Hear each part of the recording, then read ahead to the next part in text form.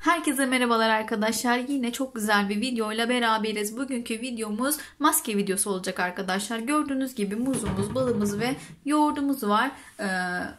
Ne maskesi olacak derseniz çok güzel bir botoks etkisi yaratan kırışıklık maskesi olacak arkadaşlar. Eğer kırışıklıklarınız varsa bu maskeyle kırışıklıklarınız azalacak. Eğer kırışıklıklarınız yoksa kırışıklıklara karşı önlem almış olacaksınız. Ne var? Hemen isterseniz geçelim. Bir tane olgunlaşmış muzumuz var gördüğünüz gibi. Bunu soyalım ve ezelim arkadaşlar.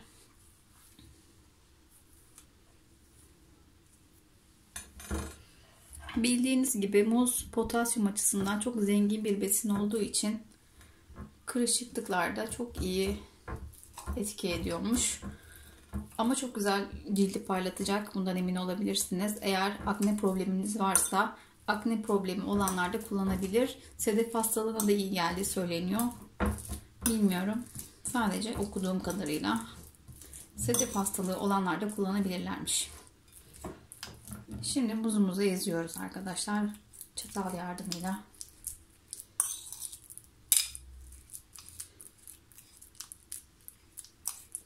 Bu şekilde muzumuzu ezdik. Şimdi muzumuza yaklaşık çeyrek çay bardağı kadar yoğurdumuzu ekliyoruz. Yoğurdumuzu biraz sonra ekleyeyim. Balımızı ekleyelim. Bir tatlı kaşığı. Bal yaklaşık. Bu kadar yeterli. Bal ne işe yarıyor? Bal da cildimizi yumuşatacak. Arkadaşlar. Şöyle. Yoğurdumuzu da hemen dökelim.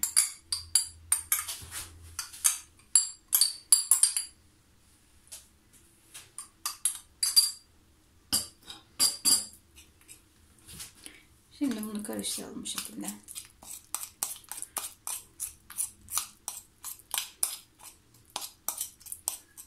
Yalnız ben bunu yerim daha. Çok güzel bir şeye dönüştü bu. Tadına bakabilir miyim? Çok güzel. Gerçekten tadı müthiş. Şimdi arkadaşlar bu şekilde oldu. Şimdi biz bu karışımımızı ne yapacağız biliyor musunuz? Bunu böyle alıp şu şekilde temiz elimizle ya da bir süngerle de olabilir, bir fırçayla olabilir. Şimdi bunu alıp böyle cildimize bu şekilde süreceğiz. Böyle kalın bir tabak halinde süreceğiz. Tam bu şekilde cildimize süreceğiz. Tam böyle. Daha sonra bunu 20 dakika cildimizde bekleteceğiz. Bu şekilde. 20 dakika beklettikten sonra ılık suyla yüzümüzü durulayacağız ama duruladıktan sonra kesinlikle sabun ya da jel kullanmayın.